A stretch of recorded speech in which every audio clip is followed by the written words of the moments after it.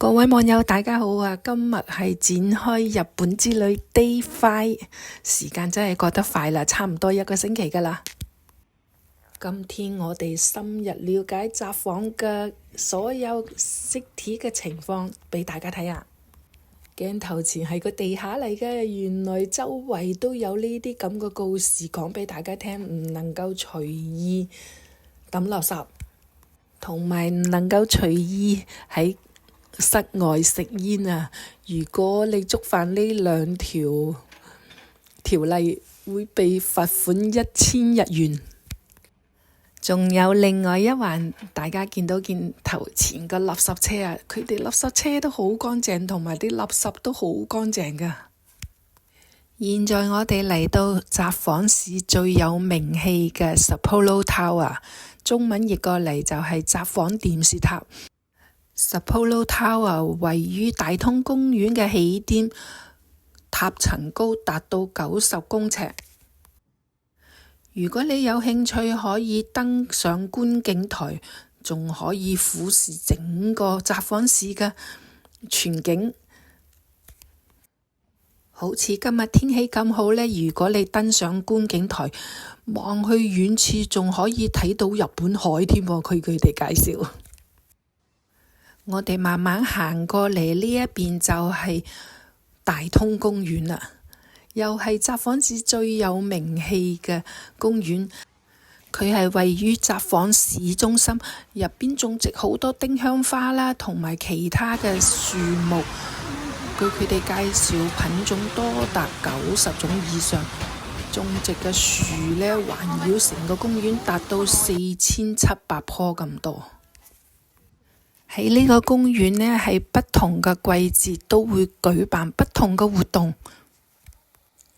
如果網友有興趣嚟呢度玩呢，最好嚟之前上網 search 下佢有咩嘢活動。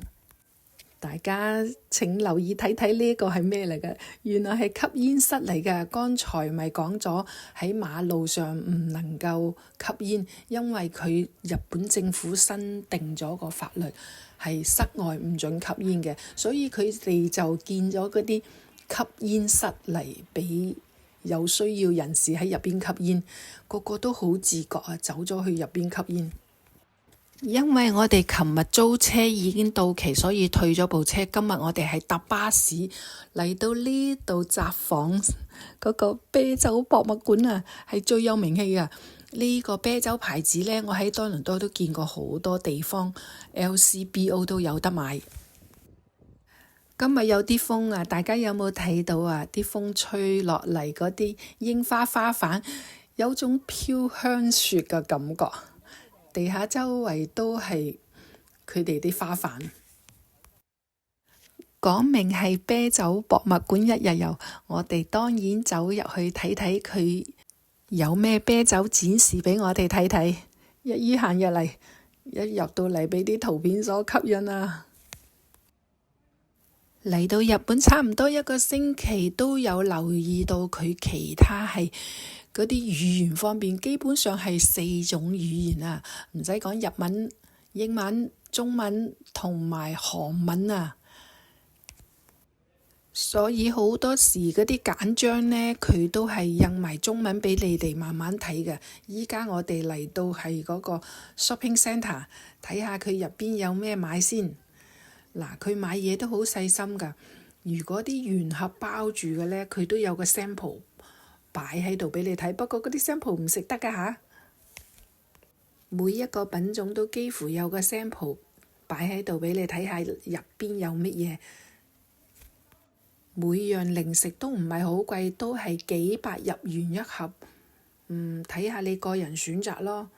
如果你唔想睇咁多文字，簡單直接了當就係看圖購物都得。好佩服佢哋呢，每種包裝好精緻同埋好吸引，等你一睇咗呢，即刻有一種衝動想買嘅感覺。講返佢呢個札幌啤酒博物館，原來係日本最古老嘅啤酒博物館，亦都係日本唯一個啤酒博物館。佢佔地面積好大㗎。呢一個博物館開業於1987年，喺呢個博物館旁邊呢，有5間餐館。如果你想食到成吉思汗嘅烤肉啊，記得喺網上先預約咗訂咗位，先至能夠喺呢度就餐。當然唔少得我哋今日嘅 lunch 就喺嗰度食飯啦。記得網友一定要跟隨我個下一個視頻去睇下我哋食乜嘢。